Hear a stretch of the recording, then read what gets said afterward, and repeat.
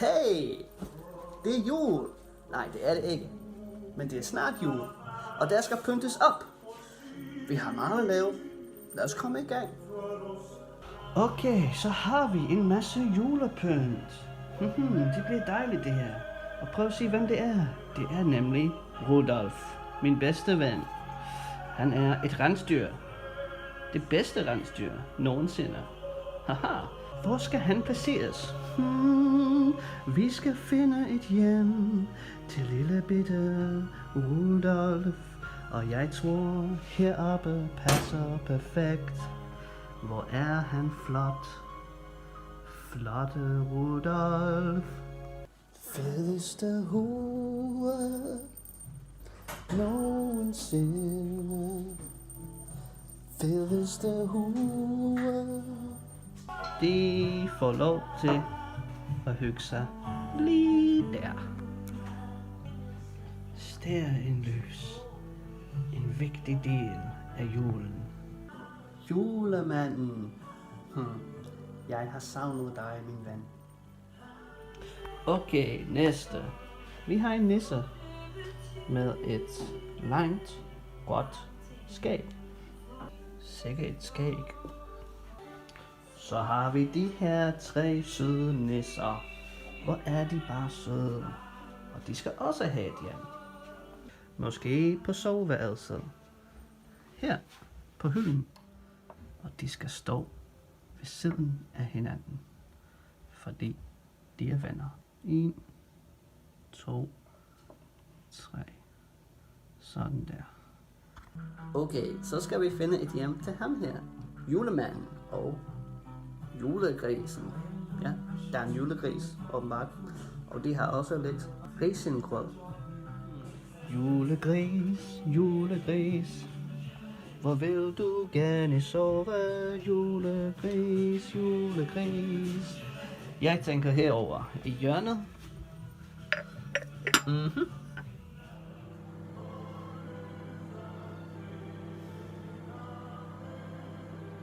Gløgg er altid godt, når det er jul.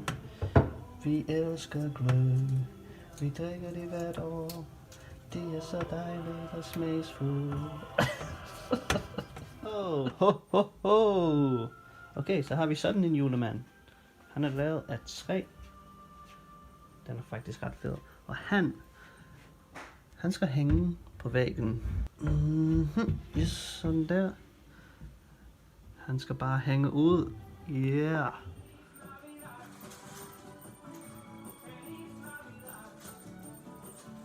Så har vi en lille bitte nisse. Hvor er han sød. Han skal ud på badeværelset, tænker jeg. Jeg skal lige tænde for lyset. Wow. Nå, der er faktisk en stor nisse lige der. Så måske kan de hygge sig sammen. Sådan der. Ja, det ser godt ud. Så bliver jeg færdig med det. Nu er det tid til gløgg og en svensk lysebølle. Hvor smager det godt. Det smager fantastisk. Glædelig jul alle sammen.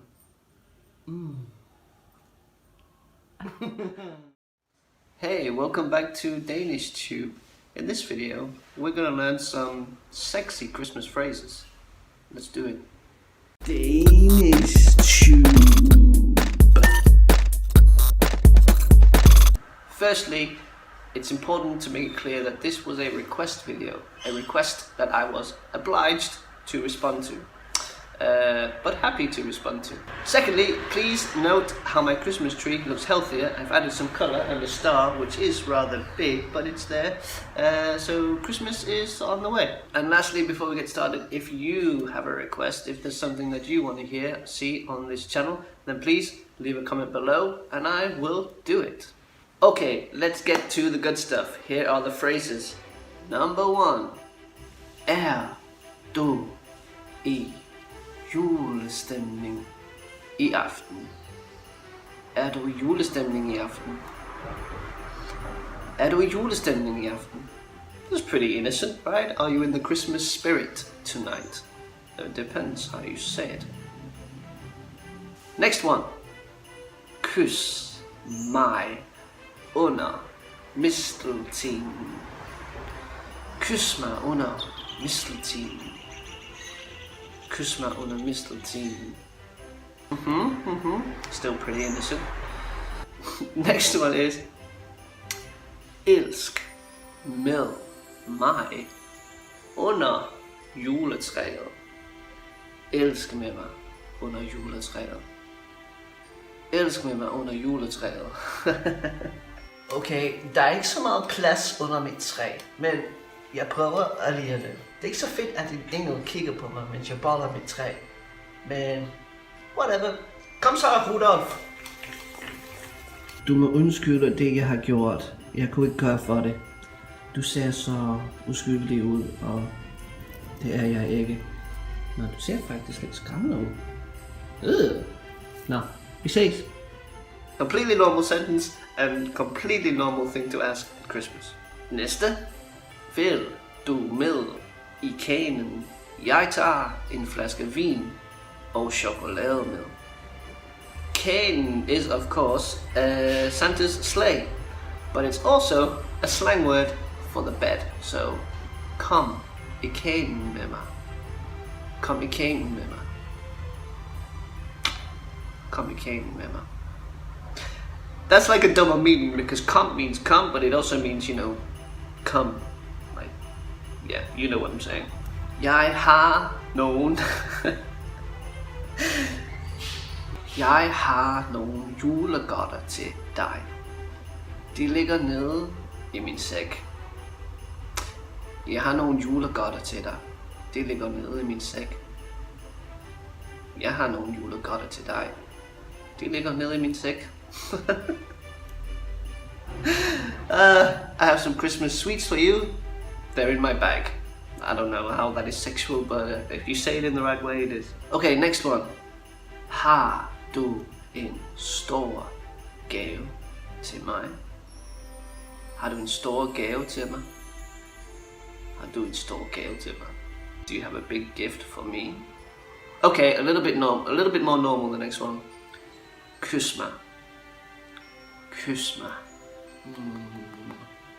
Kys mig. I hope you're kissing the screen right now. Næste is actually a really good one, and it is kom tættere på. Kom tættere på.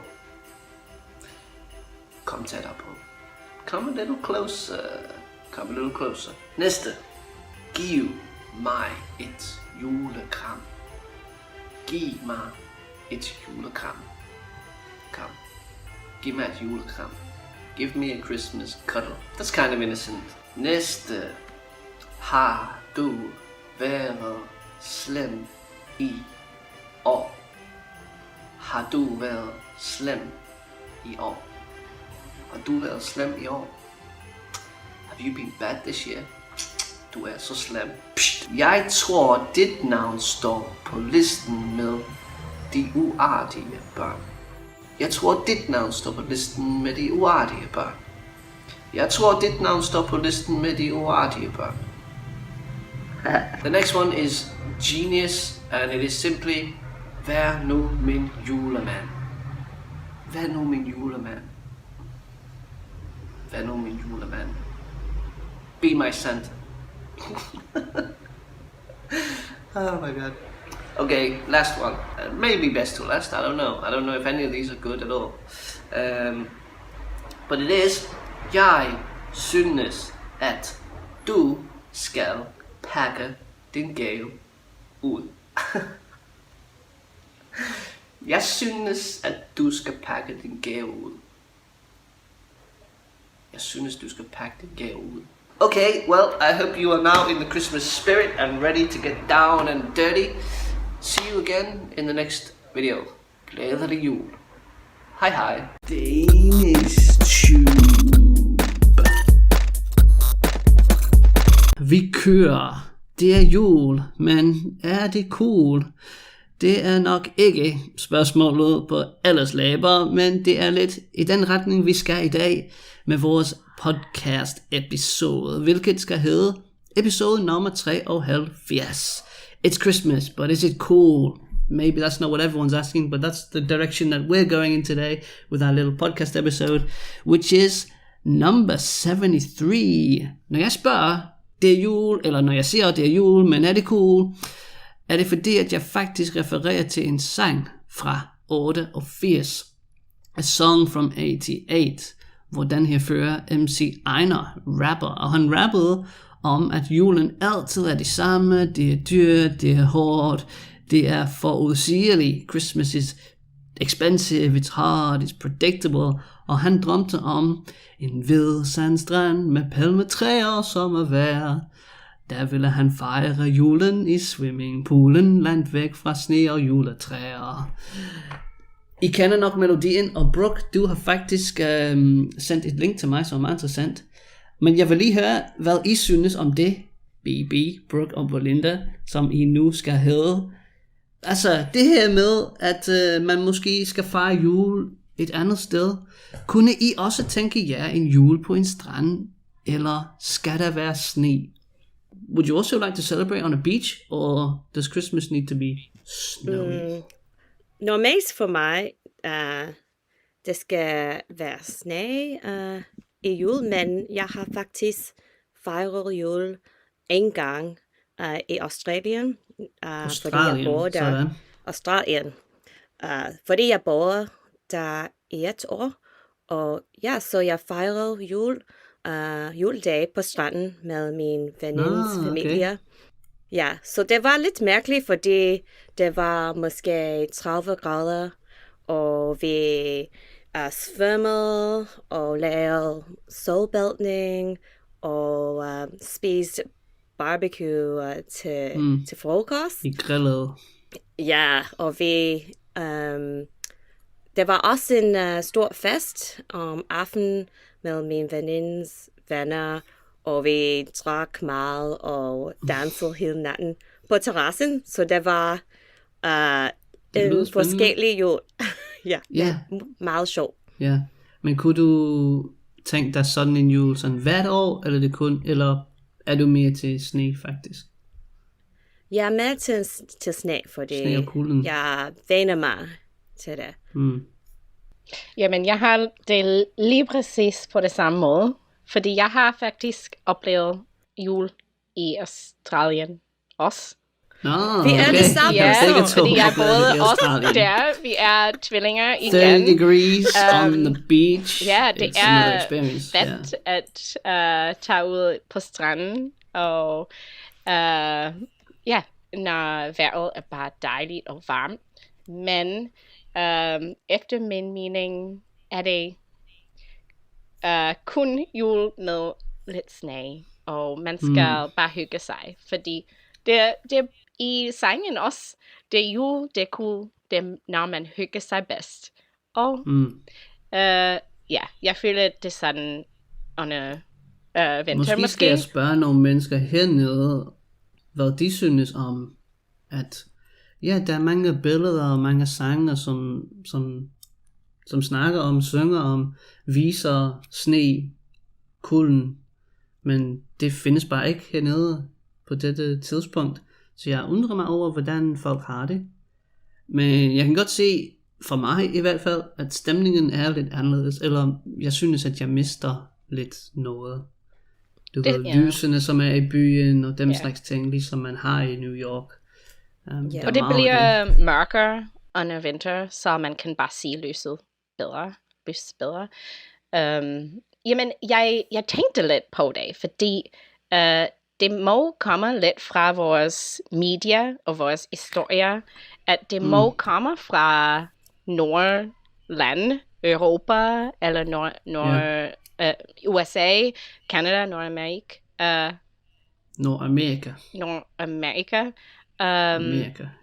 Og det er derfor, vi har en forbindelse med sne med jul. Fordi der er mange lande i syd. Så det må være, at vi har spist historie. Jeg har faktisk læst en artikel, som snakkede om, hvad var det nu? Ja, de skrev, at jul faktisk var tysk. Ja, det giver og det hele startede i Tyskland. Så ja, de her traditioner og højtiden i sig selv måske stammer fra i Europa. Så det giver god mening. Jamen, selvom jeg har sagt, at jeg skal have sne og koldt, det er bare, at man skal hygge sig med familie og venner, så det kan man godt gøre hvor som helst. Det er betydningen, måske. Ja, Ja, det er det. Bagel. Jamen, jeg nævnte den her sang, Jo, det er cool, og som sagt sendte du et link til mig. Og det var bare det med, at de ikke fik penge for sangen, fordi de havde samlet, hvad var det nu, Sleigh Ride. Ja, det er en gammel sang. Fra albumet Christmas Wonderland 1963. Og så får de ikke nogen penge ud af det. Det er Danmarks sådan største julesang. Men de ser faktisk herinde, at de ville lave en anti-julesang. Det var meningen, at det var sådan lidt, nej, nu kan jeg ikke tænke på ordet. Men Anti-consumerist, anti-traditional, alle. Jamen, det er interessant, at danskere har taget den og lavet den til den største julesange. Selvom meningen var faktisk modsat. Ja, det er sjovt at høre. Men jeg har ikke hørt den sang. Du skal kigge efter den, fordi jeg har selv søgt efter nogle danske julesange i dette år. Så jeg fandt den største julesang i Danmark, og jeg begyndte at lytte med. Og det er et godt eksempel af en dansk rap, at man kan ue sig over deres tekst. Fordi det er meget ordspil og genbrugt repetition. Hvordan siger man repetition? Gentagelser. Ja. So this song, Jule, det er cool. It's basically like an anti-Christmas song where they did a rap and they took samples from other songs, so didn't get any money from it, but that was never the point. It was always just like to make an anti-Christmas song. And you can also use it to practice your pronunciation in Danish, which of course we love a lot. Men så til sidst i sangen, der synger han, at han drømmer om en hvid sandstrand. Og det er ikke de fleste af os, der drømmer om det. De fleste af os, vi drømmer om en hvid jul. Det vil sige sne. Hvorfor tror I, at der er mange, der drømmer om en hvid jul? Hvorfor skal det være noget? Why do we need a white Christmas? Det er en del af ethos af jul. Og alle de historier om julemanden og nisserne og rensdyr. Ja, det er noget med at tænke om sne og en vild by, når vi tænker om jul. Generelt. Ja. Igen har vi alle de her billeder og film og tv-serier, hvor det er sådan. Så det er som om de hænger meget godt sammen.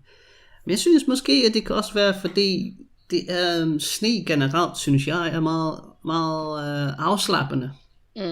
Og det er juletiden også. Så når det sneer, så er det som om, vi kan ikke rigtig gå ud, så vi bliver hjemme og hygger os. Og det passer meget godt sammen med jul generelt, julestemningen. Enig. At man ikke skal lave noget, man skal bare sætte sig i sofaen og spise sig fed. Just want to stay on the couch, eat until you're fat, stay where it's warm. Jamen lige efter jul og nytårsaften, det er når jeg drømmer om en strand. Det er i januar og februar. Jeg skal ud og finde nogle varme vejr. Ja, fordi januar er for her i Vancouver den koldeste måned, så mange mennesker efter jul og alle de højtiden. Der højtiden. Eller de festligheder. Festivities. Ja, tænker man om et varmt sted og solen. Fordi og januar og februar og marts, det er altid så koldt og mørkt stadig, og man ser frem til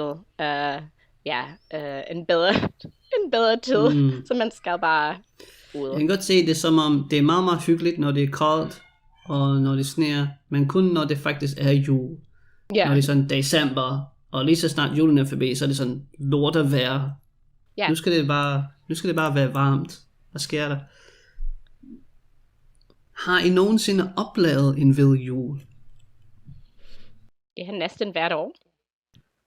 Er det rigtigt? Ja. Nå, er det så jævnligt i USA? I New York? Ja, normalt sneer det. Okay. Det må være... Altså på juledag, mener jeg. Ja. Ja, nå, Der er... okay. Jamen, vi siger det, hvis det er sne på jorden. Ikke nødvendigvis, at det sneer. Men det er vildt. Giver det mening? At det har, ja, jeg forstår, hvad du mener, men det er bare sådan lidt, hvis der er sne på jorden, så burde det have sneet på et tidspunkt. Ja, hvis det sneer, eller har sneet for nylig. So if it's snowed the day before, and the snow is still on the floor from yesterday, it's technically, that counts, that makes sense. Yeah. Hvad med dig, Belinda? Har du også oplevet en vild jul? Ja, det har jeg faktisk sidste år, men det er ikke normalt for os her i Vancouver, fordi temperaturen generelt er over nu, men i dette år måske vil vi også have en vild jul, fordi de sidste et par dage var der så meget sne i Vancouver. Okay. Meget mere end normalt. Og det har også sneet i Danmark, forstår jeg. Jeg ved ikke, hvordan det er altså lige nu, men det kan også være, at det er sådan lidt tæt på at få vild jul, det ved jeg ikke. Ja, det er dejligt at blive hjemme og se en vild gaden udenfor, når vi hygger sig. Og man har ingen sted at køre eller gå til. Man kan bare ingen sted at være. Ja. Jeg kan godt huske en vild jul, men det var irriterende, fordi jeg fik en cykel i julegave. Og der var sne over det hele, så jeg kunne ikke engang bruge min cykel. Jeg havde en splinterny cykel, stakkels mig. Poor me, I couldn't use my bike. Eller? The spoiled kid couldn't use his bike because of the snow. Fucking lorte sne. Men jeg kan godt huske det. Hvad med i England? Har I normalt? Det var i England. Men nu synes jeg ikke, at det er så jævnligt, ligesom du siger i New York. Det er derfor, jeg spurgte. Det er heller ikke i Danmark. Det er ikke så tæt. Det er interessant, fordi jeg har hørt gamle mennesker sige, at det har ændret sig over tiden. At normalt får vi mere sne. Eller en gammeldags. Jeg ved ikke, hvis det er bare hukommelse, eller hvis i gamle dage fik vi masser af sne. Nu gør vi ikke. Hvornår en gammel dag? Ja, det ved jeg ikke, måske for 50 år siden, hvis jeg skulle gætte. 60 år siden, måske. Okay, så det er den 24. 25. december, og hvem tænker I så på? Tænker I på julemanden eller Jesus? Julemanden. Julemanden. Også det gør de fleste af os. Ja. Santa, Father Christmas or Jesus. Ja. You can write to us til jer, der lytter med. Hvem tænker I på? Er det julemanden, eller er det Jesus? Jeg kender nogen på begge sider. Ja, selvfølgelig. Jeg synes faktisk, det er interessant. Men er de to personer forbundet på en eller anden måde, eller ikke? Are the two people sort of connected in any kind of way? Santa and Jesus, anything to do with each other, or not? Det synes jeg ikke, men begge to, de repræsenterer måske at give og kærlighed og at tænke på andre. Så måske er det en forbindelse, men det er ikke så nemt, at det er ikke direkte. Nej. Det betyder det samme, måske. Det betyder det samme for forskellige folk, måske. Ja. Jeg tror også, at det betyder, det har en større betydning om kærlighed og at være taknemmelig for historier og også god ting, de repræsenterer dem. So some of the big things is like giving and love and being thankful. Ja, da jeg skrev spørgsmål, tænkte jeg selvfølgelig lidt på, at Jesus han gav sig selv for os, for mennesket. Og julemanden han giver selvfølgelig bare ting, så det er slet ikke det samme. Men jeg prøvede sådan lidt at se, om jeg kunne finde en forbindelse på en eller anden måde. Fordi nogle gange er det trist, når man har de her to ting, som er vidt forskellige. Ja, jamen jeg tror, hvis der er folk, der lytter med, det er meget religiøs, så kan det blive lidt af en fornærmelse. Hvis eller det gør lidt ondt at høre, at for folk, det tænker ikke på Jesus under jul. Men for folk, det er ikke så religiøs, så har det en anden ting, det repræsenterer det gode med sæsonen, eller årstiden. Og at, som vi har sagt, at give til andre, og være taknemmelig for, hvad man har, og dem omkring man.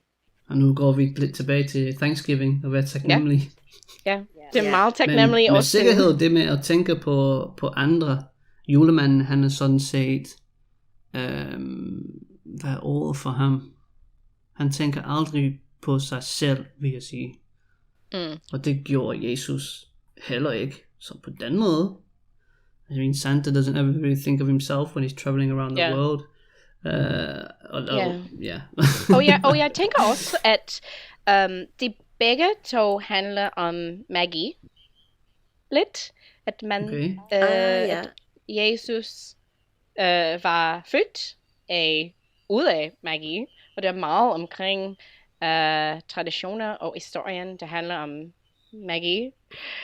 Også, man skal tro på magi for at tro på julemanden. Og også Jesus, for den sags skyld, hvis man tror på Jesus. Det ved jeg ikke. Men vi har selvfølgelig Bibelen, som man sådan lidt lever efter. Men man skal stadig tro på det. Det handler om at have tro. Ja. Vi går dybt ind i emnet, venner. Jeg elsker det.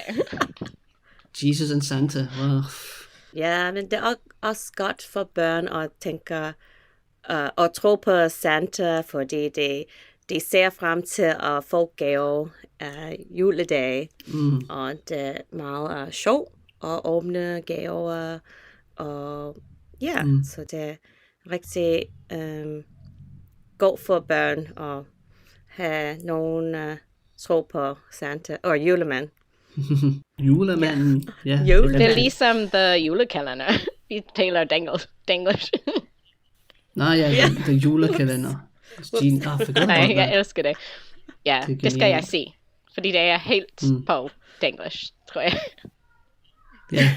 Har du hørt om det, Belinda? Julekalender? Ja. Der er en tv-serie, som hed bare The Julekalender. Og den er virkelig sjov, fordi de blander dansk og engelsk på en meget fed måde. For eksempel, når de taler engelsk, så bruger de dansk grammatik. Så de siger tingene på en meget sjov måde. Sige det. Wow. Ja. Du ved, alt det der med inversion, og hvordan man siger, for eksempel, når man læser noget på dansk. For eksempel, jeg har en bog på dansk. My book is on Danish. Literally, you might translate. So they're always saying, if they say English, oh, it's on Danish. They will say. Det er og dumme ting som det. It's like totalt ordspil. Jeg elsker det. Ja. Så det er en god måde at både vise forskel mellem de grammatikken, mellem engelsk og dansk, men også sjov at høre. Yeah. It's really funny, and it really highlights, points out how things about Danish can be a little bit hard to understand, but when you sort of hear it in English, it's kind of like, oh yeah, you kind of say it like that in Danish, right? So it's kind of funny. Okay, det vil jeg se. Og så har de en masse gode sange også. Og jul på festival. Du skal styre efter begge to. Jul på Vesterbro selvfølgelig. Jeg har et sjovt spørgsmål, nu hvor vi snakker om Jesus og julemanden, og det er bare, hvem I synes ville vinde i en slåskamp? Vil det være Jesus eller julemanden? Det er Jesus. Who would win in a fight? Jesus og Santa? Helt sikkert Jesus. Ja, jeg synes også Jesus. Ja, det tænkte jeg også. Hvorfor? Hvorfor siger jeg Jesus? Why Jesus? Julemand er lidt For fed. og måske Too fat. bevæger sig langsomt. Jamen, julemanden har magi omkring ham, men Jesus har alle engle bag ham. Og, Ja, han har englene på hans side. ja. The angels on his side. og ja, han kan ikke gøre noget forkert, så jeg synes, han vil vinde. Ja. Men jeg kunne forestille mig en julemand, som bliver slået, men det gør ham ikke noget. Måske falder han ned, og så måske tumler han lidt rundt, men så griner sådan, det er så sjovt, du slår mig i hovedet, men det gør ikke ondt. Og han bare spiser en småkage. En småkage. Ja, han spiser imens. Ja. Det er fint. Du slår mig i fjeset, jeg spiser imens. Ja. Pas nogle småkager. Tak. Oh my god. Okay, vi skal holde en kort pause, og så er vi hurtigt tilbage. Hi again, and thanks for listening to the DanishTube cast. If you would like to get more out of your podcast experience and show your support and love for what I'm doing here, you can do so by going over to Patreon. You will get early access to episodes, exclusive episodes, show notes, as well as bonus content such as Danish exercises, text, vocabulary, some live streams, and some DanishTube merchandise. Not only will you be supporting my work and making it possible for me to improve the experience for you, but you'll be getting a lot of cool Danish stuff back for your bucks. You will find links in the description. Otherwise, let's continue with the episode. Jamen, vi skal give et shout-out som normalt, og først og fremmest, så skal det være til alle, som har været gæst indtil nu. Jeg tænkte, at det var et godt tidspunkt at sige tak til alle, som har været med på podcasten. So thanks to everyone who's been on the podcast. I skal da komme tilbage igen. Vi savner jer her. Come back, join us again. Og så har vi et spørgsmål, som vi skal svare på, og det var fra Alex. Han siger, skal man ikke skrive ordene som, altså ord som månen, solen, jorden og så videre med stort? Der er faktisk en fejl her, hvor jeg har skrevet det. So shouldn't you write like the moon, the sun and the earth with a capital letter is what he's asking. Ved I noget om det? Do you know anything about that, bro, Belinda? Jeg tror, fordi der er ikke en navn, men det er ikke nødvendigt at bruge et stort. Hvordan siger man letter? Bogstav. Bogstav, ja. På dansk, normalt... Ellers jeg ved ikke. Normalt siger jeg ikke så meget stort bogstav. I forhold til for eksempel engelsk. Det er noget, jeg skal vende mig til. At ikke bruge altid den store bogstaver. Det ved jeg ikke. Faktisk. Det er rigtigt. Det er kun, in Danish it's only the countries and names that are capital letters. Lande og navne. Okay. Så ugens dage, månederne, det er ikke med stort.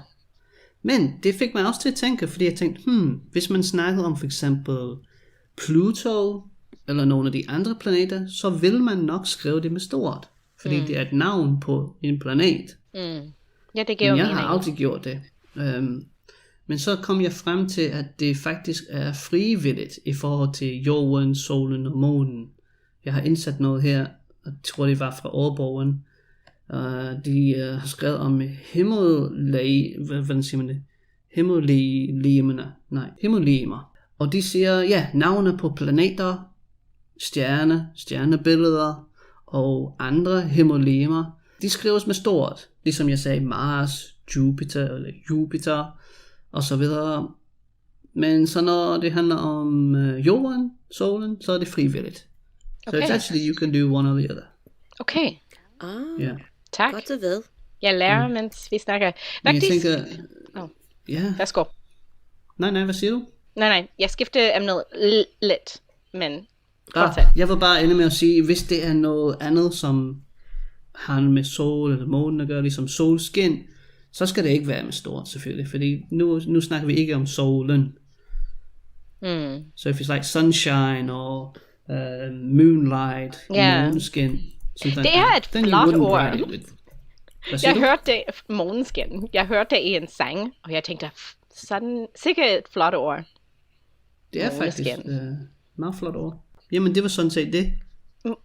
Må jeg stille et spørgsmål nu? Fordi det fik mig til at tænke på jul versus julen, og julemanden versus julemanden, og julestemning versus julestemningen. Og det er noget, jeg har svært med. Måske dem, der lytter med, også har svært med det. Jeg forstår, hvis man siger, at det er julemand, det er kun en. Det er en julemand, måske på en shoppingcenter. Yeah. Men julemanden er kun den eneste. Yeah, because you can of course say both. Like you can also say soul or solen, but when we talk about the sun, like our sun, we say solen, like in English, the sun. Det er derfor, Which jeg is the same spørger. with Santa, I guess. You would say julemanden. There's only one of him. Yeah. When you Men talk hvad about med him. jul? Så hvis man Yeah, siger, with jul it's a bit laver trickier, du right? Because under julen? Hvad laver du i jul? Eller i julen? Ja, der er måske bare nogle forskellige eksempler. Godt spørgsmål. Det er et virkelig godt spørgsmål. Jeg tror ikke, jeg kan komme med et konkret svar lige nu. I don't think I can come with a specific answer right now without checking a little bit, because I write them as they come naturally. Like this, you say this, and this, you say this. But again, there could be some examples where it's in Yule, you're talking about a Christmas, not Christmas as a whole, but this one Christmas. You know. Hvis jeg siger, jeg har sagt på barn, man skal komme ind i julestemningen. Men er det ikke, man skal komme ind i julestemning? Man skal komme ind i julestemning. Ja, der kan man måske sige begge to, tror jeg. Okay, så måske tager jeg ikke en fejl, hvis jeg bruger en eller den anden. Jeg synes måske julestemning lyder bedre, men der synes jeg faktisk, at man kunne sige begge to. Men i forhold til jul og julen, det skal vi tjekke lidt på, ja. Okay, tak. Fantastisk. Så fortsætter vi med lidt om jul, og jeg spørger, skal man få dårlig samvittighed over, at man ikke tænker på Jesus under juletiden?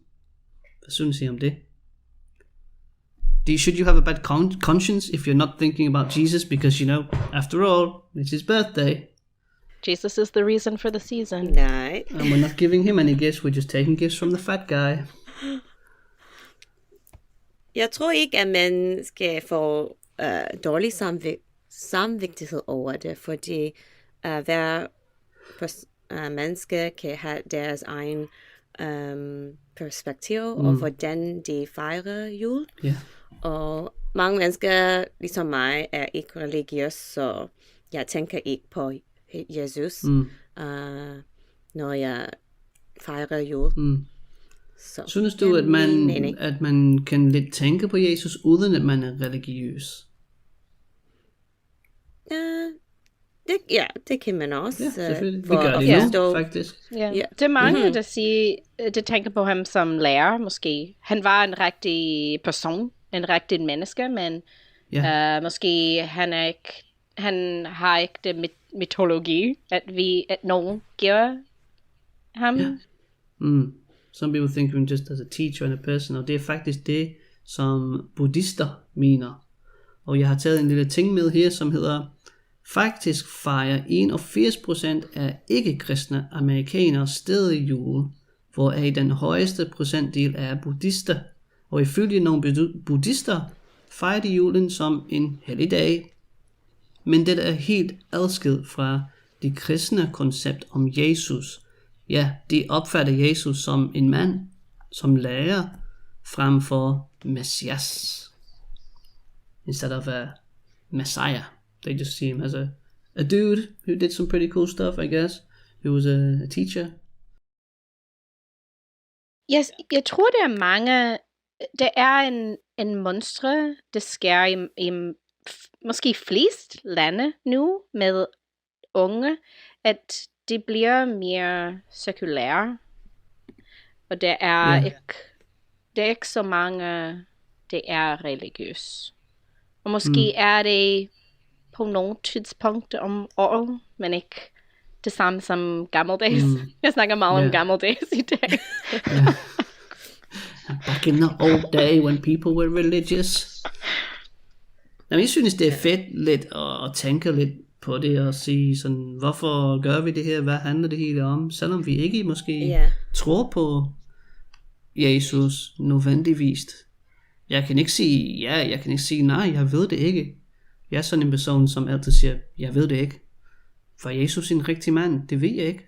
Okay, so you don't need to have a bad conscience if you don't necessarily think about Jesus. Men skal man så få dårlig samvittighed over, at man køber billige gaver til sine kære? Cheap gifts? Should you feel bad if you're cheap at Christmas? Ja. Men nej.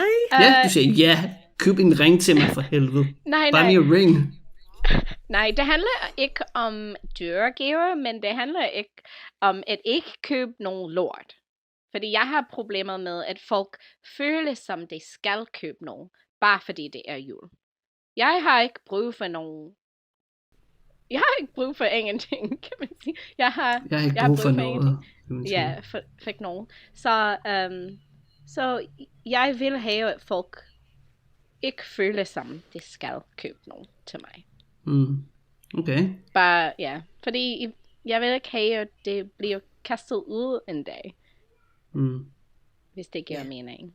Man skal ikke føle dårlig, hvis man kan ikke købe. Hvis man har ikke nok penge. Nej, det handler ikke om at købe nogle dyre ting. Okay. Er du enig i det, Belinda? Ja, jeg er enig. Selvfølgelig. Men let's take to Australien together. Sammen. Altid enig. Jeg glæder mig til den dag, hvor du siger, nej, jeg er fuldstændig uenig, Brooke. Vi slås hinanden. I disagree so much. What are you talking about? Ja. Måske næste episode. Måske, ja. Vi skal prøve. Måske skal jeg prøve at skabe sådan en konflikt mellem jer to. Okay. I could be the devil's advocate. Try to... Ja. Ja. Det vil jeg tænke på. Nå, men hvad siger du om det, Belinda? Ja, jeg synes også, at det vigtigste er ikke at købe en dyrt gave, men en betydningsfuld, meningsfuld gave. Så det kan være billig, men det kan have en stor betydning, eller en minde for den person, som får gave. Og også en hjemmelavet gave kan være også meget dejlig. Okay, so more that it's meaningful, doesn't matter the price, or even homemade, even better. Ja.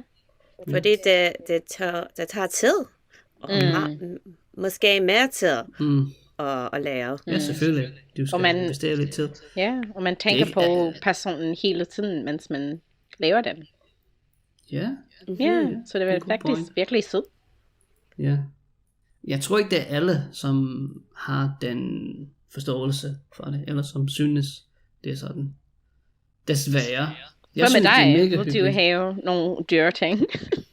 Ja, bare køb en bil til mig. Okay. Nej, jeg kan godt lide faktisk, når nogen har fødselsdag, jeg kan virkelig godt lide at lave et fødselsdagskort, eller en tegning. Jeg synes, det er en meget dansk ting også. Jeg har nogle venner, som har gjort det for mig.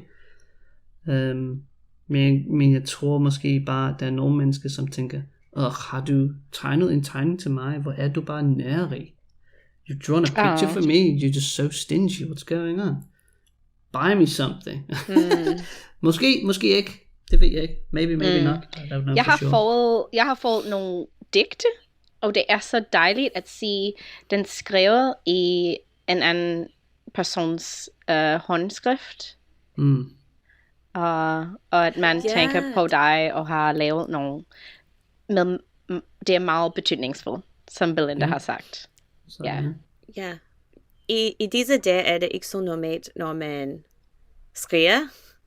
Og så når jeg får et kort med en besked, det er så dejligt. Yeah. It's not so normal that we actually use a pen. There was a period where I stopped using a pen for a while. When I picked it up again, I was like, well, I can't write Your anymore. hand cramped It up. looks like I'm using my foot. Yeah. What's going on? But now I write quite a lot because I'm always taking notes. So, but I like it also. Yeah.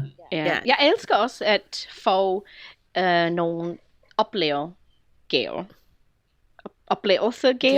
Så nogle oplevelser som experiences. Ja, så hvis man siger, i dette år skal vi gøre nogle hvad som helst sammen, og jeg har købt hvad som helst vi har brug for at gøre det, eller for eksempel måske en Tivoli pass til familien. Så det er noget, man kan nyde igen og igen, og nyde sammen. Yeah. Something to enjoy together, and it's like it doesn't end on Christmas Day. Like you open it and it's finished. It's like, oh, I got this, and I can go another day and use it. Ja. Og man kan ikke sætte pris på en oplevelse og de minder, man får fra, når vi bruger tid sammen. Ja. Vi kommer ind i julestemningen. Ja. Julestemning. Er det stemningen? Det ved vi ikke. Vi siger bare begge to, bare for en sikkerheds skyld. Nej, jeg kommer ind i julestemning, vil jeg nok sige, faktisk. Okay. Nu hvor du siger det. Vi kommer ind i julestemningen. Vi kommer ind i julestemning. Du sagde det stadig forkert. You still said it wrong. There's too many ends. Vi kommer ind i julestemningen.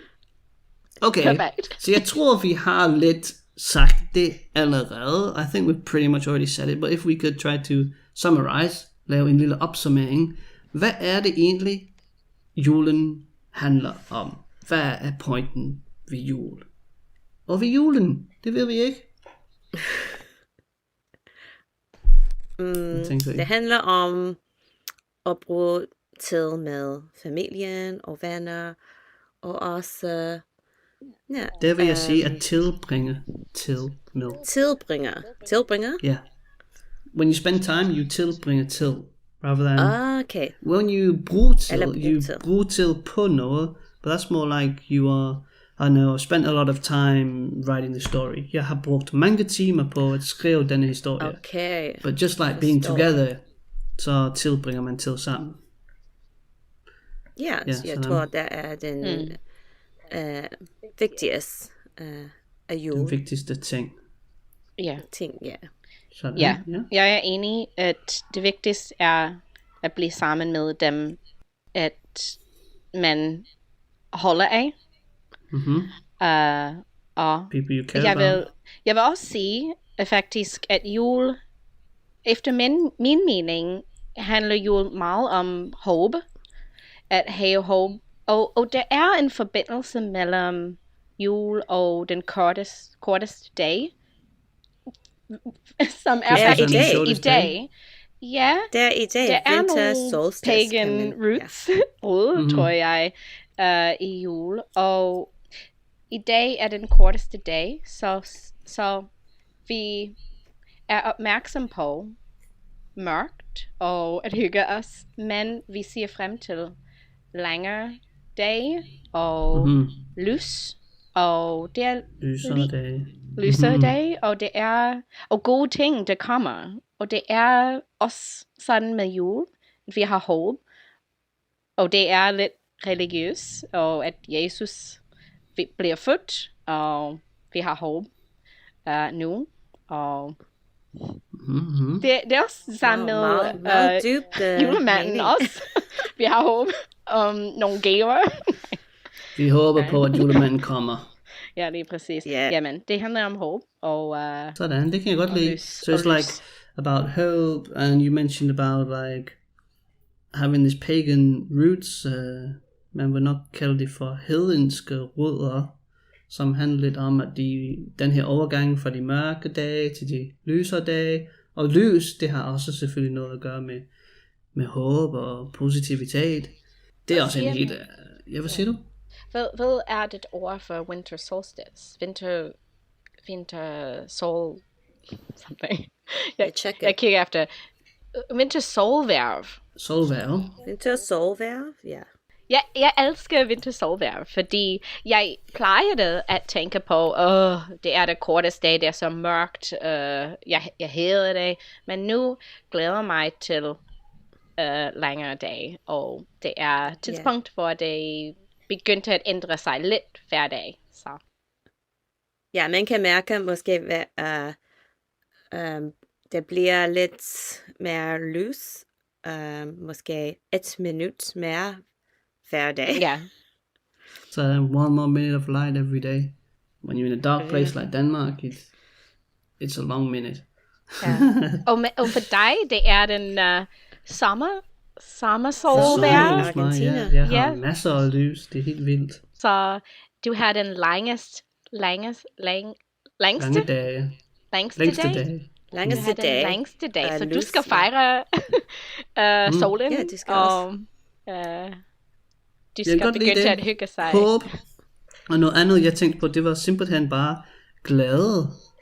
Joy, just happiness. Fordi vi har en masse ting gennem året, så er det en masse ting, der sker. Vi har haft det sådan lidt svært de sidste flere år med alle mulige forskellige ting. Krig, pandemier, og hvad ved jeg.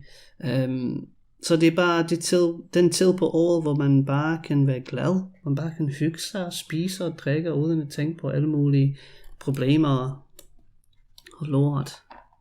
Det handler lidt om uskud også. Uskud, i mennesker i forhold til religiøs, men også børn. Det er så uskyldige, at de tror på julemanden og magi og nisserne.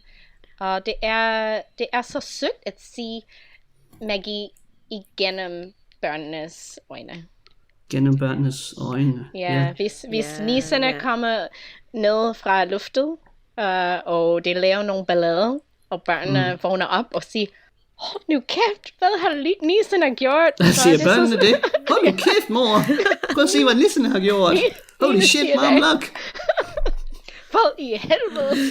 That's what your kids say. I know that you swear in front of your kids. Actually, Vigo started saying fucking, and I don't know where it came from. Apparently he heard a song. He was like, and what was he saying? Fra rap. And I don't fucking something. Song, I don't know. He'd heard a song somewhere, and it's like, what? Du skal prøve ikke at grine. Det er så sjovt, synes jeg. Jeg synes, det er pissegrineren også. Jeg grinte selvfølgelig også. Jeg spurgte han, hvad sagde du? Sig det lige igen. Fucking, no. Men efter så sagde jeg til ham, du ved, det der ord, du sagde, det er faktisk et ord, som man bruger på specifikke tidspunkter, når noget virkelig, virkelig slemt sker. When something really bad happens, is kind of when you use that. So now Vigo has understood, like, whenever anything bad happens, like the bird has pooped on the bike, he's like, fucking, like, but something has bad happened, Dad. Like, yeah, I know, technically something bad has happened, but... Okay. Ja, det er noget... Han bruger det i den rigtige situationer. Ja, han går i den rigtige retning, stille og roligt. Det er sjovt. Snart skal du høre fra hans lærer. Vi skal have en lille hyggesnak. Men det er også sjovt, fordi han er i Argentina, hvor det ord er ikke i deres modersmål. Så jeg tror, de fleste kender ordet, men det er ikke et bandeord på spansk. Så. Okay, så de bruger det ikke som dansker? Nej, det er ikke ligesom på dansk, hvor man bruger det engelske. Det gør man ikke normalt. Men vi har snakket om det, selvom de bruger det på dansk, det har det ikke det samme tungt som på engelsk. Nej, det er ikke lige så. Man kan bare kaste det rundt og... Cool. Jamen, vi skal runde det af med at sige, hvad det er, vi ikke ønsker os i julegave, og hvad det er, vi ønsker os. Så jeg starter med dig, Belinda. Hvad ønsker du dig ikke i julegave? What don't you want for Christmas? Det er svært, fordi jeg kan godt lide at få gave. Okay, you like gifts, so it's hard to not want something. Men jeg vil sige, at jeg vil ønske mig ikke at få Spil? Games? Spil. Okay. Til julegave. Like brætspil, board games? Ja, fordi jeg har ikke... Okay. Jeg skal tage den fra dig. Okay, Brooke kan lide dem, åbenbart. Ja. Okay. Jeg skal hygge mig med din ja. brætspil. Sådan. Brooke, hvad ønsker du dig ikke i julegave? Som jeg har sagt, jeg vil ikke have nogle små ting fra folk, som mine forældre. Det føles som om, det skal købe nogle. Så nogle plastiklort. Jeg vil ikke have en pose, eller hvad som helst, ja. Jeg har ikke brug for... Har du fået en plastikpose i julegave før? Nej, er det ikke det ord for purse? En pung. En pung. Ja. Jamen... ja. Jeg har ikke brug for flere ting i livet. Jeg vil have en let liv. Aha, okay. Det er samme for mig. Ja. Det er nemt, så. Jeg vil lave et lidt mere minimalistiske liv. Okay. Fordi jeg har nok. Ja. Men nok ting nu. Okay, godt. Hvad med dig, Liam? Jeg ønsker mig ikke sokker og heller ikke underbukser. Okay. Det er en af de gaver, hvor man siger, ja, det er så praktisk, dem har jeg brug for. Og det har jeg også sagt før, men nu tænker jeg bare, hvor er det bare kedeligt at få sokker i julegave. Ja. Jeg har også for mange sokker her. Ja. Det er en af de gaver, hvor man skal sige, tak for det, men... Sidste jul. Jeg tror, det er fra min mor. Men det... Ja, så det kan være... det er mange farverige. Ja, hvis det er nogle specielle sokker, okay. Men hvis det er bare nogle normale sokker, sådan... Okay, men hvad ønsker I jer faktisk i julegave? Er det noget, I ønsker jer? Belinda, hvad ønsker du dig i julegave? I har lidt sagt, nej, vi ønsker os ikke noget. Men hvis I skulle vælge noget... I know you said you don't really want anything, but... If there was one specific thing you want, what would it be? Jeg ønsker mig en rejse. En rejse? Til en varm sted. Jeg håber, du har rige venner. I hope you have rich friends. Ja. Sådan. Så, fordi jeg elsker rejser, så en oplevelse betyder mere for mig. Det kunne måske være penge, som du kan bruge til at rejse, måske.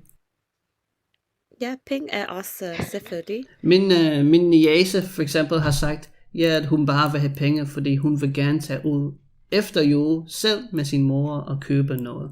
Så jeg tænkte, fair nok. Så sender jeg bare lidt penge. Ja.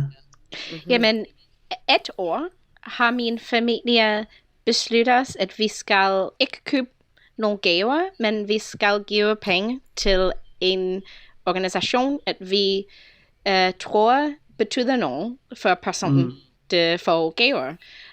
Og jeg elsker det der, fordi man kan tænke på, den person er en læge, og de elsker Doctors Without Borders, eller hvad som helst. Man kan bare give nogle penge til at hjælpe andre. Så, så det hedder velgørenhed. What is that, like a donating money or something? Charity. Giv penge til velgørenhed. Okay. Velgørenhed. Du skal skrive den ned først. Ja, det kan jeg bare gøre her. Nu får jeg dårlig samvittighed, fordi du var sådan, jamen det er svært. Vi skal give penge til andre. Ja, jeg elsker det der, og det er nemt, fordi man skal ikke gå ud og købe nogle lort. Man kan gøre nogle gode med det. Og man kan sætte en lille kort ind i juletræet. Det er fint, hvis I alle er enige om det. Ja, og man kan sætte en lille kort ind i juletræet med navn, og man kan åbne det. Ja. Men det er svært, fordi næste år, folk vil ikke gøre det. Og jeg tænkte, det var så sødt. Nej, vi prøvede det sidste år, nu vil vi fandme have en gave. Ja. Jeg kan godt forestille mig, hvis jeg sagde til min bror, jeg har sendt nogle penge til denne organisation, i stedet for at jeg købte noget til dig. Så skal man sige, hvorfor har du gjort det? Man kan også lave frivillig arbejde og hjælpe andre for en gave. Ja. Jeg kan faktisk virkelig Så godt det er- lide frivilligt arbejde. Det kan jeg faktisk virkelig godt. Især hvis det har noget med dyr at gøre, men bare generelt. Også med mennesker. Jeg har ønsket mig simpelthen en bog, og så har jeg ikke ønsket mig noget andet. Jeg tror, der er mange ting, jeg kunne. Men ligesom det er lidt som, det er bare for julens skyld. Når man er barn, så ønsker man sig virkelig, virkelig mange ting. As a kid, like you want a lot, you just want everything you see, right? But when you get a bit older, it's like, I don't know really, what do I want? I guess there's a book I'd like. Ja. Jamen, jeg føler som om jeg er på et tidspunkt om livet, hvor hvis jeg ville have noget, så kan jeg købe den for mig selv igennem året. Ja. Så det er ikke så, jeg er ikke så stresset Præcis. over et par støvler. Jeg kan bare købe dem når som helst. Men under jul og i julen vil jeg få nogen med betydningen. Så jeg ønsker mig oplevelser, så måske nogen tænker på, vi skal ud og se nogen i København sammen. Men det kan også være lidt irriterende, fordi jeg har spurgt min familie, hey, er det noget, I ønsker jer? Og det har alle sammen sagt, nej, det ved vi ikke, sådan. Nå, okay. Yeah, I know. Men så skrev min bror, jeg vil have den her Jack Daniels. Ja, sådan, tak for det, så køber jeg det til dig. det er nemmere, hvis man er ikke så høflig og bare siger, hvad de ønsker. Ja, jeg synes, det er meget fornuftigt. Det er det, men det føles som en transaction nogle gange, og det vil jeg ikke have. Det er fedt, når man siger noget, mens man tager ud, og man siger, det er perfekt for den person. Jeg skal købe den og gemme den til jul. Men hvis man det gør jeg aldrig. købe... Men, nogle gange det sker. Det er svært, men nogle gange siger man den perfekte gave. I hear about these kind of people that buy Christmas gifts in like March and stuff and save it. It's like... Yeah. Det gør jeg nogle gange, men jeg kan ikke gemme den til jul, så jeg giver dem... Jeg har købt den til jul, men jeg har købt den for dig, så tag den bare. Men, så siger jeg, hvor kom jeg fra? Det ved jeg ikke. Snakker lort. Jeg planlægger ikke så meget om julegaver, og så er det altid pres det sidste øjeblik at finde den perfekte gave. I'm exactly like you, Belinda. I leave everything to the last minute, and I'm like, I have lots of time. What is the 15th? No, I have 10 days. Shit. That's what happened this year. I didn't buy anything until a few days ago. And then it was like, Amazon Prime. Lord. Oh my god, what am I doing, Liam? You know you shouldn't be buying from Amazon.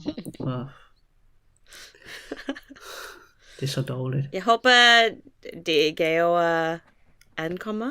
Ja, det gør de. Det gør de. Det har været svært i år, må jeg sige. Normalt er jeg bare god til at købe gaver til min familie, fordi jeg kender dem godt, selvfølgelig. Så jeg kan godt tænke, det kunne være godt for ham og hende. Men jeg har haft lidt svært i år, må jeg sige. Men, det har jeg også. Yeah. Jeg er enig. Det ved jeg ikke, hvorfor det er, men jeg har haft svært også. Nå, det er godt, det ikke er kun mig. Nej. Men det skal nok blive godt. Det skal nok blive hyggeligt alligevel. Det er tænke, det er værd, ikke? Hvad siger du? Det er det værd? It's worth it? Nej. Det er tanken. Det betyder mest. Så det er tanken, der tæller. Du skal bare mene din familie, når de åbner gaven. Så det var tanken. Det var bare tanken. Husk, det er en lortegave, men det var tanken, der tæller. Ja, men du kan se i deres ansigt, de kan ikke lide. Man skal ikke kigge på det, mens de åbner det. Ja. Det er så sjovt. Sidste spørgsmål. Har I nogensinde åbnet noget, hvor I tænkte, hvad er det? Have you ever opened a gift where you were a bit of a dick really and said like, what the hell is that? I don't like it. Nej, okay. Jeg er altid, generelt, jeg smiler, og måske efter hvis jeg ikke kan lide gaver, vil jeg gave til nogen, som har brug for det. Så du måske har gjort det, men du er god til at holde masken. You're good at keeping a poker face. Man skal blive god til Tak at for det. lyve. Wow! Wow, jeg altid Sukker! vil den ting, men Ja, Det er det ikke så samme. tit for mig. det er fint. Vi har det på samme Det er måde. bare den tanke. Rigtigt? Ja, men man kan ikke blive uhøflig. Ja, selvfølgelig. Når man får gaver. Man skal altid sige med smilen, tak, jeg elsker den. Du er så sød. Og bagefter kan man sige, jeg skal donate. Gengive til en anden person. Ja. Jeg tror, den værste gave, som jeg synes var den værste, det var bare te. Det var bare lidt te. Te? Ja, jeg fik te, men det er ikke Jeg noget... kan lide. Ja, Du men er det er ikke englænder. noget... Jeg kan godt forstå, hvis det var sådan en speciel slags te, som var lidt... Det var lidt juleagtigt, men det var bare en normal te, som man kan købe i supermarkedet. Jeg tænkte bare... Supermarked tea. Så det var lidt... Te-pose. Te-pose. Ikke engang sådan te. Okay. Just tea bags. Like, what? Tea bags. Det var med vilje. Ja. Yeah. At fornemme And it was dig. a real kick in the balls, because it was my Yeah. sister, and I bought her something really nice, and I thought, Jeg siger, hvordan det er. Jeg holder af dig mere, end du holder af mig. Fint ja, nok. præcis, ja. Du er ligeglad med mig, lortesøster. Du Nej, er det er død rigtigt. til mig. Det er rigtigt. Vi snakker ikke i næste år. Ja. Kom Jeg tilbage synes, med det er spændende. anden gave. Det er dejligt, at vi har tænkt på både julemanden og Jesus. Det skal vi fortsætte med, selvom vi ikke er religiøse, måske. Eller måske er vi buddhister. Men ja, det bliver godt. Det kommer lige om lidt. Og så er det nytår. Så måske næste gang kan vi lidt snakke om det nye år, vores planer, hvad vi skal lave i 2023, what we're gonna do in 2023. Wow. It's exciting. Ellers, så siger jeg tak for i dag, og glædelig jul, selvfølgelig. Ja, jeg ønsker jer en glædelig god jul. jul. Mange tak. Vi Tak ses. for i dag. Hej, Vi ses venner. næste år. Hej hej. Hej hej. Hej DanishTuber, og velkommen tilbage til DanishTube og DanishTube kastet. Hi DanishTubers, welcome back to DanishTube and the DanishTube cast. I dag bliver en speciel episode. Today is gonna be a special episode. Vi har haft virkelig mange samtaler på podcasten. We've had a lot of conversations on the podcast. I har givet feedback. You've given feedback. Og jeg har hørt virkelig mange søde ting. And I've heard a lot of really sweet things, men også seje ting. But also cool things. Noget som jeg blev bedt om, det er at lave nogle episoder til nybegyndere. Something I've been asked to do is to make some episodes four. Which one is it? For beginners. Oh god, I'm getting mixed in both languages. What's going on? For eller til. It's an entire thing. But basically, it's the start of a new season. Det er en ny sæson. Endnu en sæson. Yet another season. Og det er sæson nummer 9. Season number 9. Og vi er kommet godt ind i december måned. We're well on our way into the month of December. And I thought I would take this opportunity to start the new season off with a simple episode where we go through some phrases in Danish based around Christmas. Julefraser. Vi har nogle julegloser. Some Christmas glossaries. Some phrases that I've just written. And I'm just going to read them to you. Jeg læser dem op for jer. Jeg læser både de danske og de engelske sætninger. I'm going to read both the Danish and the English sentences. Så I kan bare putte jeres telefoner væk og lytte med. So you can just put your phones away and listen along. And I'll give you a little bit of space. Jeg giver lidt plads, for at I også kan gentage sætningerne. I'll give a little space, so you also can repeat the sentences. Because, well, it's cool to listen along, but it's also cool to get used to using the language. Man skal også vende sig til at bruge sproget og sige ordene, to use the words, to use the language, and Så lad os komme i gang. Jeg snakker alt for meget. Let's get going. I'm talking way too much. And as the title of this episode suggests, we have 100 phrases. 100 fraser, 100 sætninger. Så det kan være, at jeg tager nogle små pauser. It can be that I take some small breaks, because we have a lot of sentences to get through. Vi kører. Julen nærmer sig. Julen nærmer sig. Julen nærmer sig. Christmas is getting closer. Jul er bare så hyggelig. Jul er bare så hyggelig. Jul er bare så hyggelig.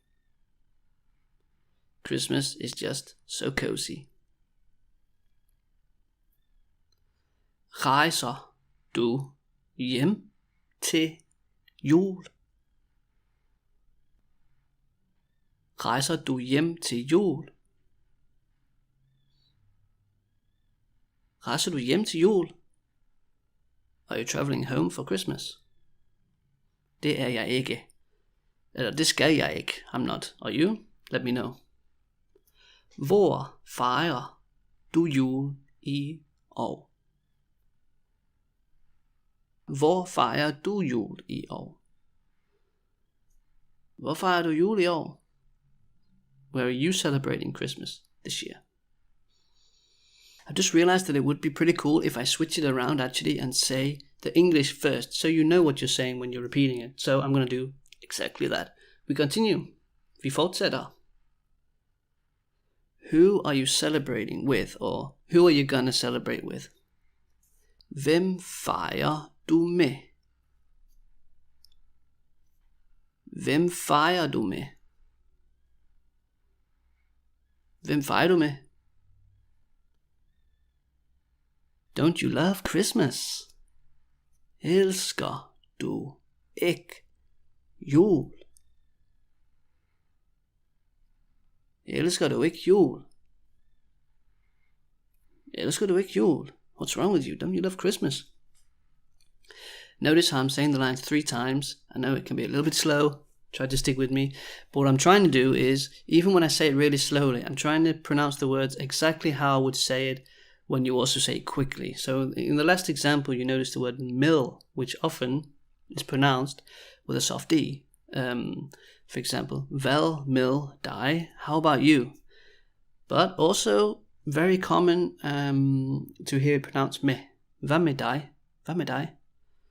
So I'm not saying it doesn't make sense to learn the word mill. It does, because there are some other cases where you probably wouldn't say me. An example could be, I don't know, if I say I'm coming with you, jeg kommer med. Jeg kommer med. I could probably say both, but it sounds a bit weird to me to say jeg kommer med. Jeg kommer med, I would say. So, pay attention to, if you are following along with the slides which I've given you on Patreon, you can follow the link in the description if you're not there, or if you're listening on YouTube, pay attention to some of the words and how the written is a little bit different to the spoken. What does Christmas mean to you? Hvad betyder jul for dig? Hvad betyder jul for dig? Hvad betyder jul for dig? Christmas is about being with family. Jul handler om at være sammen med familien. Jul handler om at være sammen med familien. Jul handler om at være sammen med familien. Christmas has gotten a little too commercial. Julen er blevet lidt for kommerciel. Do you agree? Julen er blevet lidt for kommerciel. Julen er blevet lidt for kommerciel. Der er nogen, der synes. Some people think so.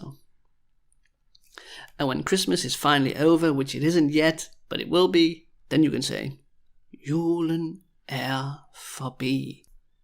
Julen er forbi. Ah, so sad. Julen er forbi. So then that was the first round, and you notice how all the sentences had the word jul or julen. And also, what I want you to think about when you listen to these sentences or when you read them is, how can you maybe use these phrases in another way? Because here we're specifically talking about jul, right? But just to take the last example, julen er forbi. Anything could be forbi, you know, a time in your life. Den tid er forbi. The World Cup is over. Verdensmesterskabet er forbi. Could be a relationship that is forbi. So it's good to also try to process the words, process the sentences, because they are so common that you can take them and use them in 100 different ways. Vi fortsætter. I'm going out on Christmas Eve.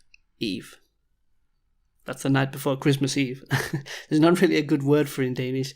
In English. It's awesome that in Danish it's called Little Christmas Eve, which I guess makes sense if you also say it in English. Jeg skal ud i byen på lille juleaften. Jeg skal ud i byen på lille juleaften. Jeg skal ud i byen på lille juleaften. Little Christmas Eve is really exciting. Lille juleaften er altså spændende. Lille juleaften er altså spændende. Lille juleaften er altså spændende. It's Christmas Eve tomorrow. Right. Det er juleaften i morgen. Det er juleaften i morgen. Det er juleaften i morgen. I've been looking forward to Christmas Eve. Jeg har glædet mig til juleaften. Jeg har glædet mig til juleaften. Jeg har glædet mig til juleaften. Oh, how I love Christmas Eve. That sounded totally fake when I said it, but it's actually true. I do love Christmas Eve. Åh, hvor jeg elsker juleaften. Åh, hvor jeg elsker juleaften. Åh, hvor jeg elsker juleaften.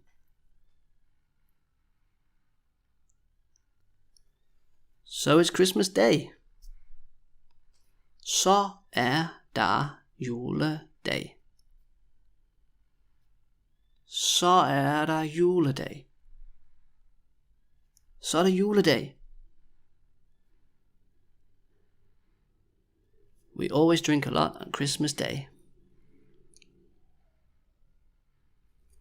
Vi drikker altid meget på juledag. Vi drikker altid meget på juledag. Vi drikker altid meget på juledag. My family does, at least. I don't know about your family, but yeah, de drikker faktisk meget på juledag. They actually do drink a lot on Christmas Day.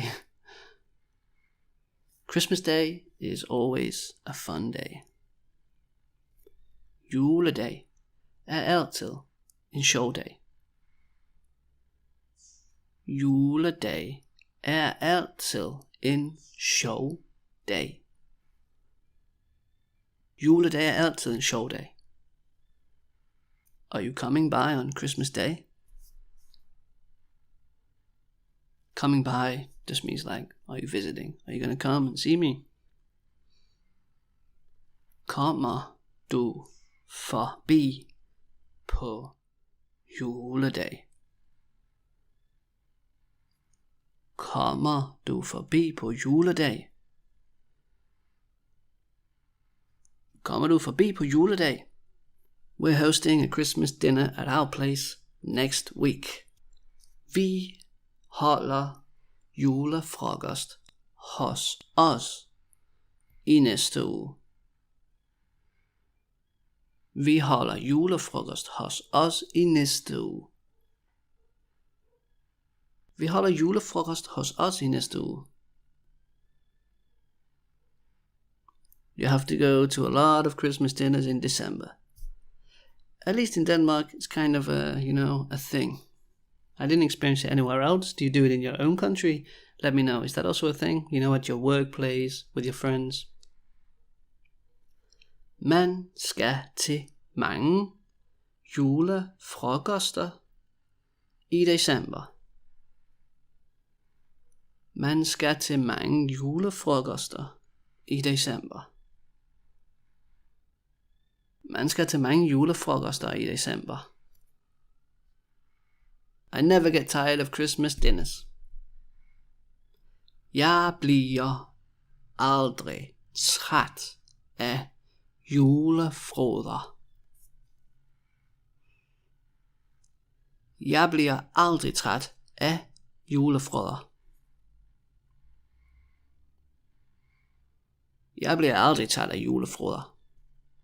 Notice here I use the word froder instead of frokost. It's a slang word. Slang for julefrokost is julefrod. It's time for Christmas dinner. Det er tid til julefrokost. Det er tid til julefrokost. Det er tid til julefrokost. Shouldn't we listen to a bit of Christmas music? Skal vi ikke høre lidt julemusik? Skal vi ikke høre lidt julemusik? Skal vi ikke høre lidt julemusik? My brother isn't a fan of Christmas music. It's not true, completely made it up, but that's the sentence we have. Min bror er ikke en fan af julemusik. Min bror er ikke en fan af julemusik. Ja, min bror er ikke fan af julemusik. Christmas music is the best. Julemusik er det bedste. Julemusik er det bedste. Julemusik er det bedste. Er du enig? Do you agree? Skriv til mig. Write to me. Let me know. Kan du lide julemusik? Do you like Christmas music? Who doesn't like Christmas music? Hvem kan ikke lide julemusik? Hvem kan ikke lide julemusik? Hvem kan ikke lide julemusik? There are actually many good Christmas songs, or there are actually a lot of good Christmas songs. Der er faktisk mange gode julesange. Der er faktisk mange gode julesange. Der er faktisk mange gode julesange. Do you know any good Christmas songs in Danish? Kender du nogen gode julesange på dansk? Kender du nogen gode julesange på dansk? Kender du nogen gode julesange på dansk? What's your favorite Christmas song? Hvad er din yndlings julesang? Hvad er din yndlings julesang? Hvad er din yndlingsjulesang? Christmas songs can get irritating. That's why I asked if you like them. Either you love them or you hate them. Julesange kan godt blive irriterende. Just like the guy outside that's doing gardening while I'm trying to record a podcast. I'll try to cut him out. Hopefully you cannot hear him. But I can. Julesange kan godt blive irriterende. Julesange kan godt blive irriterende. Julesange kan godt blive irriterende. They sing Christmas hymns in the church. De synger julesalmer i kirken. De synger julesalmer i kirken. De synger julesalmer i kirken. Let's listen to a Christmas hymn. Something I would never say actually, but I'm saying it now. Lad os lytte til en julesalme. Lad os lytte til en julesalme. Lad os lytte til en julesalme. The Christmas hymn is really beautiful. Julesalmen er meget smuk. Julesalmen er meget smuk. Julesalmen er meget smuk. He's really fond of Christmas food. Han er meget glad for julemad. Han er meget glad for julemad. Han er meget glad for julemad. Shouldn't we prepare a bit of Christmas food? I don't know why I said it in that voice. Shouldn't we prepare a bit of Christmas food?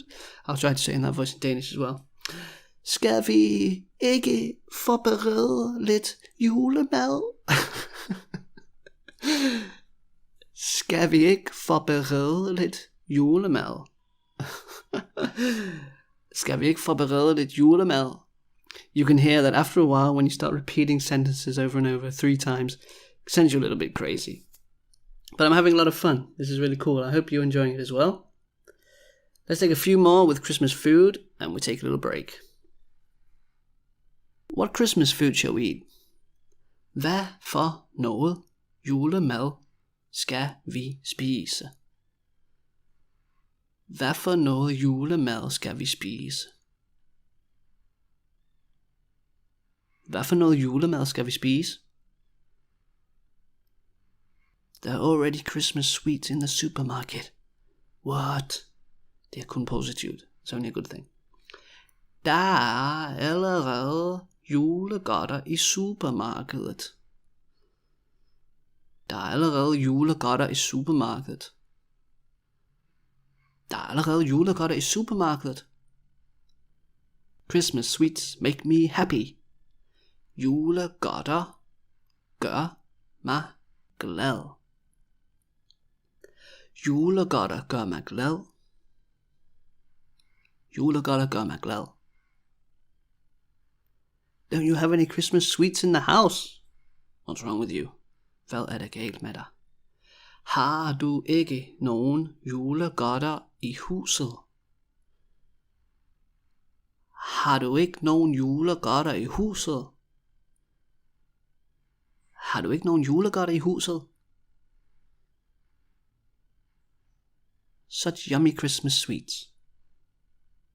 Or, what yummy Christmas sweets. Sikke nogen lækre julegodter. Sikke nogen lækre julegodter. Sikke nogen lækre julegodter. Ikke? Sådan, vi tager en kort pause, og så er vi straks tilbage på DanishTube castet. We're going to take a quick break, and we are right back on the DanishTube cast. Thanks again for listening to this Learning Danish podcast for you, the Danish learner. If you didn't know it, I do actually teach Danish. That is my full-time job. So if you are on the lookout for a cool Danish teacher looking to improve your skills or maybe just fine-tune your language, get in touch with me. Write to danishtube@gmail.com. I would be super happy to hear from you and to help you on your Danish language journey. Sådan, vi er tilbage. There we go, we are back. Og så er det tid til at give nogle shoutouts. And it's time to give out some shoutouts. Do you give out shoutouts? I think you do. You shout them out. Anyway, I want to give a shoutout firstly to AJ Grover on Instagram. You wrote to me saying, hey, I've been loving your podcast on Spotify, but one issue is that I can't seem to find the English translations, transcriptions, as specified in the podcast. Basically, where do I find them? So thanks for getting in touch with me, AJ. The transcriptions, as I replied to you, they're not necessarily transcriptions in English, but what I do is I always listen back to the podcast and I pick out all the best words and phrases that I think are useful, beautiful, whatever it might be, and I make a really nice PDF file with some images, and I make a nice list of the Danish words with an English translation. And those are available on Patreon. So again, you can find the link in the description. Go over to Patreon, you can get the show notes.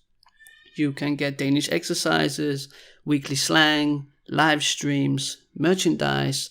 You will also be automatically in our book club, which we meet once to twice per week. And we also have a live chat sort of forum on Discord, which is our very special DanishTube room where you can just chat with other learners, ask any questions, and yeah, just have a lot of fun. So there's a lot of things going on Patreon. Check it out if that sounds like something for you. And I also want to give a shout out to YouTube, Jose Reyes, I'm not sure how to say your name, but 46, Jose, you said to me that you really like my podcast. It was on episode 69, the Thanksgiving episode with Brooke. And you mentioned that sometimes Brooke doesn't know the words, and that's nice for you to learn and to keep up with, but that the podcast is a very high level. So if you could make some lower podcasts, that would be amazing. And that is, in fact, what I'm doing right now for you, my friend. So I hope you're enjoying this episode. Let's continue with some more English, Danish phrases based around Christmas. We still have a lot to go. Let's get on with it. Have you seen this year's Christmas calendar? Har du set årets julekalender? Har du set årets julekalender? Har du set årets julekalender? And if you didn't know, there is every year a new season, a new series of episodes where you get a new episode every day in December. It's an awesome concept, and I don't know why all countries don't do it. I didn't watch it this year. I don't know what's going on this year. Actually, I'm a little bit in my own cave. But there are many classic Christmas calendars that you can watch, such as Jul på Vesterbro. But one that I personally have always liked is one called Pagten, The Pact. Maybe it's from 2006, something like that. Could be later, actually, 2013. I don't remember well. But check it out. Check them out if you want to. He always watches the same Christmas calendars. Han ser altid de samme julekalender. Han ser altid de samme julekalender. Han ser altid de samme julekalender. We have a Christmas calendar on the wall. Different kind of Christmas calendar, of course. Vi har en julekalender på væggen. Vi har en julekalender på væggen. Vi har en julekalender på væggen. Do you like Christmas calendars? Kan du lide julekalendere? Kan du lide julekalendere? Kan du lide julekalendere? Santa Claus is magical. Julemanden er magisk. Julemanden er magisk. Julemanden er magisk. Have you spoken to Santa? Har du snakket med julemanden? Har du snakket med julemanden? Har du snakket med julemanden? Was it the real Santa Claus? Var det den rigtige julemand? Var det den rigtige julemand? Var det den rigtige julemand? I think Santa has delivered something for you. Jeg tror, at julemanden har afleveret noget til dig. Jeg tror, at julemanden har afleveret noget til dig. Jeg tror, at julemanden har afleveret noget til dig. He's flying in his sleigh. Han flyver i sin kane. Han flyver i sin kane. Han flyver i sin kane. Come in the sleigh. Get into the sleigh. Kom i kanen. Kom i kanen. Kom i kanen. Look how cool his sleigh is. Se, hvor sej hans kane er. Se, hvor sej hans kane er. Se, hvor sej hans kane er. I wanna go for a trip in his sleigh. Jeg vil gerne tage en tur i hans kane. Jeg vil gerne tage en tur i hans kane. Jeg vil gerne tage en tur i hans kane. Sådan, Danish tuber. There we go, Danish tubers. We are halfway through this 100 Christmas phrases. Part 2 is coming up very soon, or maybe it's already there. I don't know, depends when you're listening to this. But it's coming up later next week, before Christmas at least. If you want to get access to the slides that I've used, to the phrases that I have written and I've used in this podcast episode / video, you can do so by going over to Patreon, where I have shared all the slides. You can get access to those as well as a lot of other Danish exercises